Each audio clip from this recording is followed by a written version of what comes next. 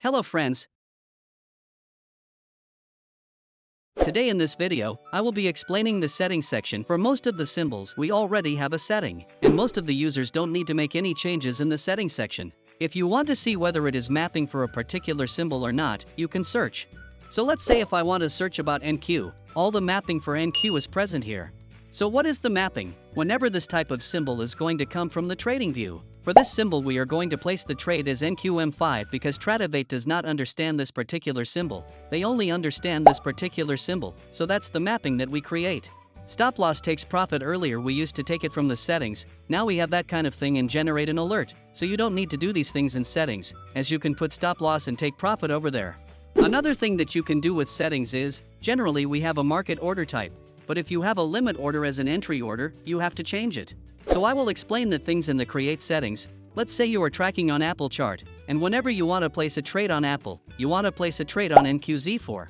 So let's say we want to place a trade on Apple, like TradingView is going to give me a signal on Apple, and I want to place a limit order. I want to put a quantity of 1, so this is you can pass from you generate alert section itself only.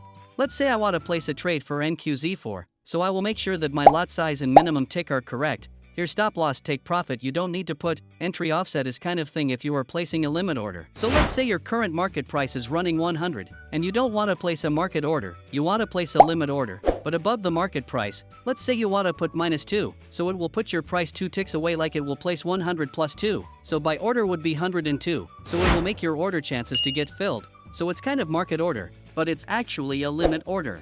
This is an important section, so once you click this, like you are creating a custom mapping, you have to click this always. So in that particular case, like whatever manual setting you have create, or while editing you overwrite this kind of settings, so we are not going to order auto rollover. So if NQZ4 is going to expire, so we are going to shift on March contract of 2025. So this particular things are not going to happen if you update the settings. Here we show that by default, it is no. But if you overwrite the mapping, make sure it is yes, otherwise what issue is going to happen, we will fix it according to whatever the current condition of mapping is there. So whenever you are manually creating the settings, make sure this particular option is checked. And if you want to check what is the minimum ticks and lot size for your contract, so you go to TradingView. Go to the security info, so this point value is your value of lot size, and the tick size is already present here, so you can put those in their respective fields. So take profit and stop loss is coming from general settings, and entry offset is which put your order above the market price, and will increase your order filling chances.